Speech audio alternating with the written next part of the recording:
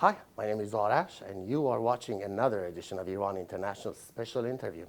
My guest today is the former U.S. State Department's spokesperson, Morgan Ortagus, who is a well-known character among Iranians, and she has been vocal against the Islamic regime's regional and foreign policy, human rights violation, and the constant threat of the regime against the U.S. interests around the globe.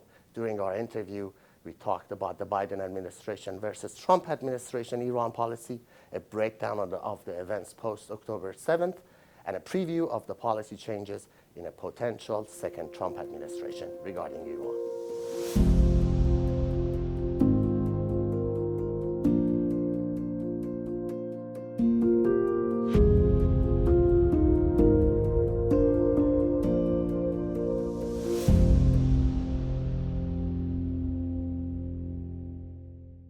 Thank you for being with us today.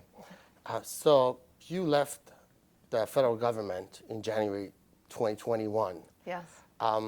Back then, the Trump administration had the maximum pressure policy against the Islamic Republic. The Islamic Republic's oil sale was an all-time low. There was a lot of pressure economically and domestically on the Islamic Republic.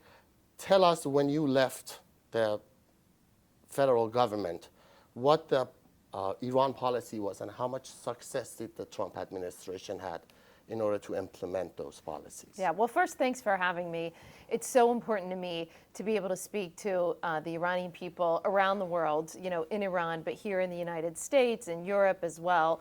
And I think it's really important to remember that we stand with the Iranian people. The American people understand that there is a very big difference between the regime controlling Tehran and the Iranian people. We know the Iranian people are not only with America, but they're with Israel as well. And as a Jewish American, I very much feel that support and appreciate that support.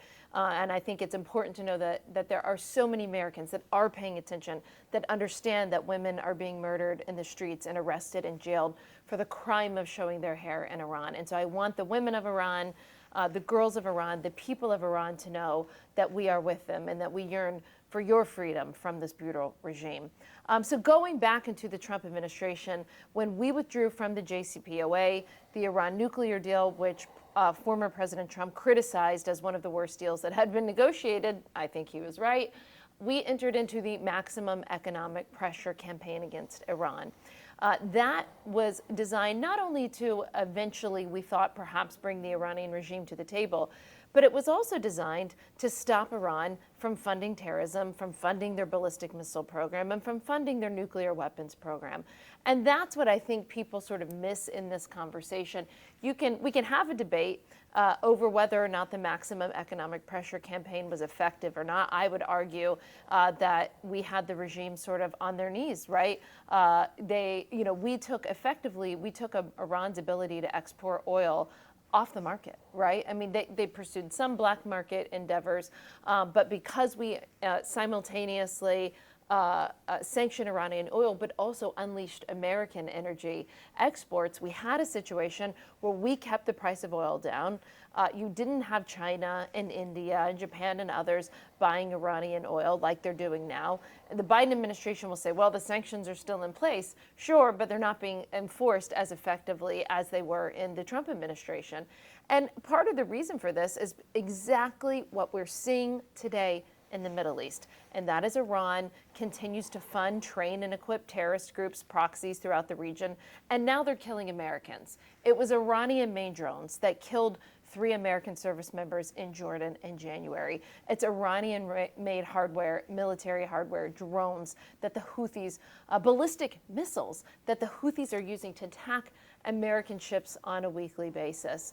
This all comes from the evil hand in Tehran that wants to upend the peace that the Trump administration brought to the region through Abraham Accords and through pressuring the regime. So did we want to get Iran back to the negotiating table?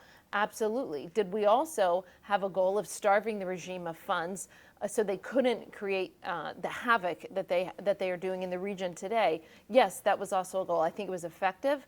I think we handed the Biden administration a lot of leverage, and I'm very sad to see that they, in my opinion, have not used that leverage over the past 3 years. Some of Trump administration critics, including Senator Murphy, whom I spoke to, believe that the Trump administration policies actually put Iran in a corner and made them more aggressive. Do you agree with that? No, I mean, there's like statistics and hard numbers to prove this. What was the enrichment rate in the Trump administration? I'm sure you know the answer to this. 5%. What's the most recent enrichment rate in the Biden administration? 84%, right? There's a big difference there, right? So first of all, you can't argue with numbers and facts. Obviously, were there Shia militias in Iraq that were attacking the U.S. Embassy and trying to attack U.S. interests in the region when we were in power? Absolutely. But what happened whenever President Trump told the Iranian regime not to cross the red line, not to target Americans? They didn't listen, and it ended up in the death of Qasem Soleimani. I was actually in D.C. last week where General McKenzie was promoting his new book, The Meltdown. And he extensively talks about the killing of Qasem Soleimani. General McKenzie says killing Qasem Soleimani was not the first choice that was offered to president. But President Trump chose that among many other options. Why do you think that was? Well, listen, I'll give my opinion on this. I was not in the room with President Trump whenever he made that option.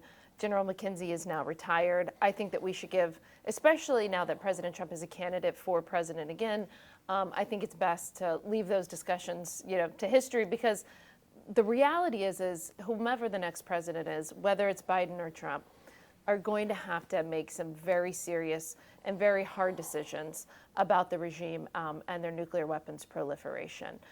Under the current trajectory, the Iranian regime will get a nuclear weapon in the next administration unless we have a president with the fortitude to stop it. President Trump has said unequivocally that Iran will not get a nuclear weapon on his watch. And that means every option is on the table to prevent Iran from doing so. So when you go back to Qasem Soleimani, again, President Trump, we were messaging. I was saying a lot of the time in interviews back then, we are willing to extend the hand of diplomacy. We are willing to negotiate. We were trying to come to a peaceful resolution with the regime. It was when the regime did not take us seriously and continued to allow the Shia militias that they armed, trip, and control in Iraq to target our embassy, to target Americans. That's when President Trump said, "Khalas, enough." And since then, since the October 7th has attacked, the Iranian-backed militias have been attacking U.S. forces more than 170 times, I think. Some experts were hoping that by killing Qasem Soleimani, the Iranian operation would suffer, and it seems that it hasn't. Do you agree with that? No, I don't agree with that because that was well over 3 years ago, 3.5 years ago at this point. And so I do think we were in a very different place after we took out Qasem Soleimani. I think it sent a very clear signal to the regime and to despots and dictators around the world that when President Trump has a red line, he's serious about it. I think the attacks that you have seen from October 7th shows what happens when you have 3 years of a regime getting billions of dollars effectively in sanctions relief by them not being enforced. There's different estimates, but let's just say for the sake of argument, most think tanks in Washington, D.C. are around $80 billion richer, that the regime is $80 billion richer from these lax enforcement of the oil sanctions over the past 3.5 years. So I don't think the attacks that you see today have anything to do with the effectiveness of the Soleimani operation. I think they are in direct response to Iran having this money to fund, train, and equip the Houthis, Hamas, Hezbollah, and others. And of course, the Iranian regime calculating currently, unfortunately, that they could do this and get away with it. Senator Ted Cruz says the U.S. is funding both sides of the war. Of course we are. Do you agree with that? Ted Cruz is absolutely right. I mean, especially, I wrote an op-ed about this, I think in September of 22 in the Wall Street Journal.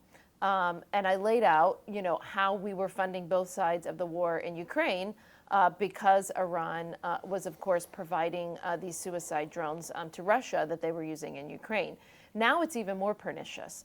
What are we seeing happening this week? Putin, for the first time in over 20 years, is in North Korea, visiting with Kim Jong-un. So now you have what I call the quartet of evil, which is Russia, China, Iran, and North Korea. And these four countries in this quartet of evil have effectively created what I call a supply chain of terror. This supply chain of terror, especially from different military components, but especially from Iran and from North Korea, are resupplying the Russian military in Ukraine. This is, by the way, this all ends up coming back also to harm the United States, to harm our military members in the region, to harm our ships. We just saw the British merchant marine ship that was sunk. I mean, it's insane to me that we have the Houthis fully funded and armed and backed by Iran sinking British merchant ships. And, you know, I mean, it barely makes ripples in the news. This is disrupting international trade and commerce. And so Putin and Xi Jinping are emboldened by the Iranian regime and also by North Korea because of their ability to produce the military hardware, the drones necessary, the ballistic missiles. I mean, it is wild to me, wild, that we have a terrorist group shooting ballistic missiles at U.S. Navy ships.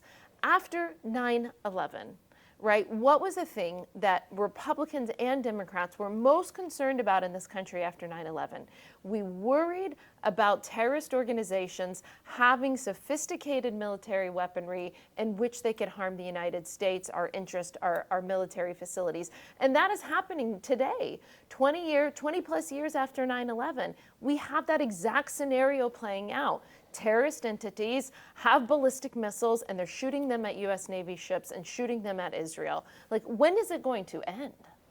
So going back to my question about taking Qasem Soleimani out, it seems that it really hasn't affected the supply chain of Iran. Iran is still providing Yeah, I see what you're missiles, saying. providing drones, not only to the militias in the Middle East, but also now to Russia, as you said. They're resupplying Russia. Yep. Where do you think is that headed? Is Iran headed to become the most, like the country that's going to provide the most equipment and military aid to all these militias?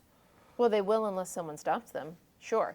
So listen, taking out Qasem Soleimani was a policy action to take out a designated terrorist, the head of a designated terrorist entity, the head of the world's largest state sponsor of terrorism.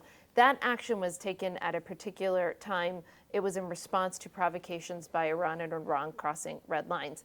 I don't think anybody was under the illusion that you could take out Qasem Soleimani and all terror would stop. Listen, just like when we took out Osama bin Laden in Pakistan in 2011, that didn't stop, you know, Al-Qaeda or ISIS, right? I mean, there is still, you can take out the head of an organization. It is an emotional blow. It's a cultural blow to the organization. But I don't think anyone's under the illusion that taking one person out is going to, you know, topple an entire regime. I don't think anyone thinks that. You know, it's sort of like when President Trump came in January 2017. We knew that we had to destroy the physical caliphate of ISIS in Iraq and Syria.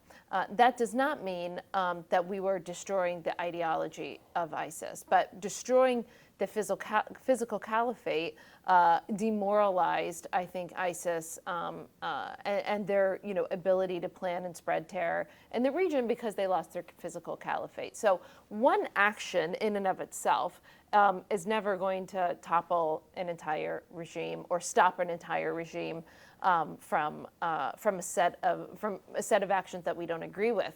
That's just one policy action, right? You had to continue to have maximum pressure, show the Iranian regime that we're serious, and continue. Listen, it's tedious to continue to enforce these sanctions. It takes a lot of diplomacy, a lot of muscle. It takes a lot of leverage. It takes you willing to make trade-offs in negotiations to get countries to agree to do this. So it's not easy. And by the way, I would say, you know, now we are in a position, there's only one president at a time, so we of course have to support President Biden and his administration because he is our president. And, I spend my time encouraging them to take a stronger time, a stronger path, a stronger position on Iran, because I don't think what they've done for the last 3.5 years has worked. And I think the proof is in the pudding. So speaking of that, what other options do you think Biden administration has in order to either strike a deal with Iran or change its course? They've tried everything, as you mentioned. They haven't tried everything. They could be a lot tougher. Okay. They have tried a very dovish position for the past 3.5 years, where former administration officials essentially chased Iranian regime officials around the world, begging, pleading, cajoling for them to get into a deal. I mean, I could sort of tell the entire time. I was looking at it from afar, and I was like, obviously they're playing you guys. Like, do you not realize you're getting played? So first of all, I think there's some positive signs in that the Europeans, the E3, Britain, Germany, and France, and we saw this at the IAEA a couple weeks ago, the Europeans clearly are concerned with Iran's advancement towards a nuclear weapon, with the proliferation. And so I think that Europe is in a different place than they were in the Trump administration. I will admit, in the Trump administration, they were very frustrated with us for withdrawing from the JCPOA. But we simply made the case, guys, look, they're still procuring these ballistic missiles.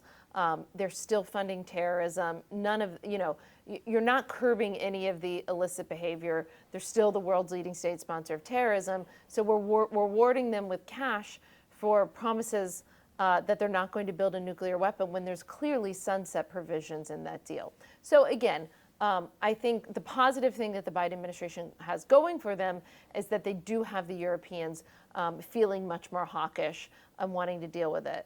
The problem that they have created by allowing Iran to proliferate and to proliferate on the nuclear side, but also on the drone side and on the ballistic missile side, is now it's going to be much harder to get Russia and China to the table, because now you have this supply chain of terror when you add in North Korea. So it's really going to, listen, almost any action you try at the UN, Russia and China are going to try to block. There are options, right? You can look at snapback sanctions. You can enforce the sanctions that are on the books, right? That's certainly an option. And then, of course, you have the mechanisms and the various leverage at the IAEA. But ultimately, the current president and whomever the next president is, again, whether it's Biden or Trump, they're going to have to look at all options on the table to stop Iran's completion of a nuclear weapon, and I believe that means kinetic options as well. Some experts in Iran, closer to the regime, believe that no U.S. president would ever enforce oil sanctions against Iran, because it's like shooting themselves in the foot. If they take off 2.5 million barrels of Iranian oil off the market, it would jack up the prices. Do you agree with that? No, we did it. We did exactly that, and we didn't raise the price. It was a different time, and the demand for oil was different, and then the COVID hit. Yeah. So it was a different world. That's fine. Hard does not mean hopeless. General Petraeus said that once, right? Hard does not mean hopeless. It can be done again, and you'll have to unleash American energy. That includes things like President Biden's ban on LNG exports, which is pushing people into the arms of Russia to get their LNG. Economics 101 need to be offered again to the administration. Let's break it down. Who's going to give Europeans the oil that they need and they might not get from not only Iran, but if Iran decides to set the whole But what I'm saying is that this has already been done. COVID's over with. Okay. Demand is back up. It's not impossible, right? Frank Fannon, Brian Hook, Mike Pompeo, we proved that we can do this, and the Trump administration, we did. It can be done again. Surely, you can take the Iranian oil off the market. Yeah. But how are you going to replace that vacuum for the market? Exactly as we did the first time. We'll unleash American energy exports. We'll talk to the Saudis. We'll talk to other allies and partners. Do you think Saudis will be helping? Not a love lost between the two. Yes, I do. I hope. I mean, obviously, we would not treat the Saudis the way that they were treated initially under this administration. We consider them a crucial partner in many ways. And so we would certainly do everything we can to restore the importance of that relationship between They the seem United to States. be restoring their relationship with the Islamic Republic. Wouldn't that make it more difficult for the... Closer, Yanni. Listen, I think that they are hedging as any state should, right? They have the Chinese that come there often. You know, the Saudis clearly have said publicly that they would like nuclear energy. So I think that their preferred partnership is with the United States, but we could screw it up as in my opinion, as we have over the past 3 years. According to public reports, this administration has gotten to a defense agreement with the Saudis, which would also include nuclear power as well in that agreement. The fact that they got there is something that I applaud. I think it's very important. I wish that the Biden administration had done this 2 or 3 years ago, and instead of getting it done this year, because I think it gets harder and harder to have a vote on this in the Senate. But the fact that they have a framework that everybody agrees to is certainly a positive thing. I just, we would be in a different world, I think, had they made this negotiation 2 or 3 years ago and used the leverage that we gave them. Not only the maximum economic pressure leverage, but the leverage of the Abraham Accords as well. But instead, they spent a year sort of being silly about Abraham Accords, not even being able to say the name. It wasn't until they finally embraced the Abraham Accords that they realized the power of it. And I had always said, listen, I've always said, I want peace no matter whose administration it is. Take the Abraham Accords, build on it, do more, great, right? That, like, I had hoped for that. I had hoped that they would use the leverage that we had given them in negotiations with Iran. They've done it, but it's at the 11th hour, and it may be too late. There's a very important election coming up in the United States in November. A rematch between former president and the current president, which might be a former president soon. What do you think is going to happen? Gosh, I don't predict on American politics. It is obvious that I have picked a horse in this race. I worked for former President Trump. I would argue that our policies in the Middle East are better for the Middle East, they're better for our allies and friends, and certainly better for the Iranian people. But, listen, it's up to the American people. We have a democracy. I'm excited because we've got a lot of close Senate races. As a Republican foreign policy professional, it looks like we're doing quite well in really important Senate races, and this is democracy. So the presidency matters, but the Senate does as well. We have a convention coming up in less than a month in Milwaukee, in Wisconsin. So it's an exciting, listen, I love election years. This happens every 4 years. Presidential election years are incredibly fun years normally. 2020 wasn't so fun because we had COVID, and so that was unpleasant. But listen, I think it's back to being sort of a regular election cycle. It's a lot of fun. I'm making the intellectual and policy argument that I think that our policies are better for the Middle East, better for Americans, and better for the world. And I'll continue to make that argument until November. So paint us a picture of a potential second Trump administration, especially when it comes to Iran, regarding Iran policy. What changes should we expect from a potential second Biden administration? So I think, again, it's very important for me to say off the bat that there is only one president at a time. President Biden is still in charge. I use my time when I disagree with him on policy, which we're a democracy, so we're allowed to do.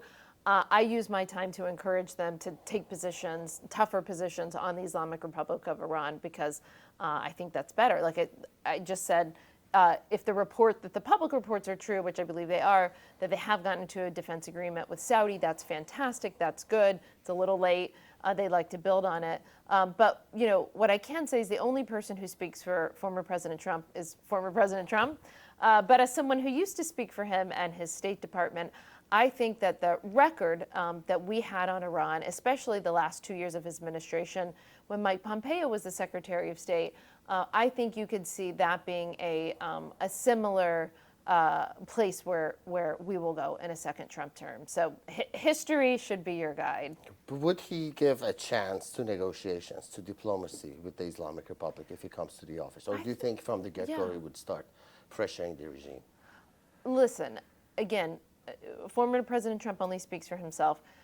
He's a masterful negotiator. We got the Abraham Accords, the first peace deals between Israel and Arab states in 26 years. So I don't think President Trump ever says no to a negotiation. He just enters it quite differently. He wants to enter it from a position of strength, and as he has shown when he was at the table with Kim Jong-un from North Korea, he's walked away from negotiations whenever he can't get to a place that's good for him, And lastly, good for America. And lastly, the presidential elections is coming up in Iran after Ibrahim Raisi Yeah. was killed in a helicopter crash. Who do you think the next president would be? Where do you think that president would be in terms of policy, foreign policy, and any possible angle with the supreme leader that he might have? Yeah, I think the myth of the Iranian moderate is dead now. So listen, I have enough trouble predicting our own politics, much less the politics of Iran. But you can change the president, but I think there is still the same, policies led and controlled by the Ayatollah. I don't see this regime changing its stripes anytime soon. So when you started, you talked about the Iranian women and Yeah. girls who are being repressed in Iran. Do you have any message for Iranian people? It's just really important for me, I think, to reiterate to the women of Iran that, and the people of Iran in general, but especially the women of Iran, we are with you. You know, it broke our hearts in America to learn of Mahsa Amini, and then, of course, all of the women subsequently, the teenage girls.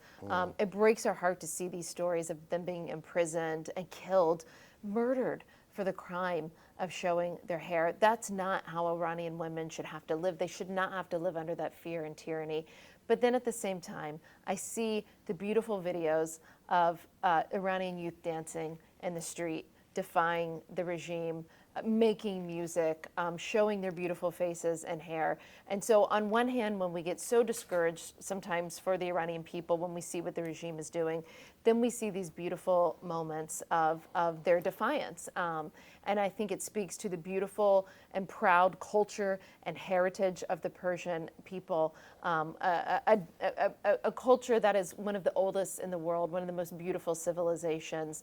And the Persian people deserve to live once again in that beautiful culture where they can thrive. And I think we will get there one day. I no doubt believe in my heart, before my life is over, that I will step foot in Tehran. Now that you asked this question, I have to ask you this because a lot of Iranian women have asked me since the protests in the U.S. in the colleges and the universities, where some of American students are picking up Chafia and supporting Hamas, and the Iranian women who've been talking to me said brings them back to the moment of horror where these things would happen in Iranian schools and universities. What do you think? Do you think the foreign countries like Islamic Republic are taking advantage of these protests? Oh, absolutely. They're quite frankly taking advantage of the stupidity of a lot of American teenagers who like to be social media warriors. So it's whatever the liberal du jour protest is that they want to participate in.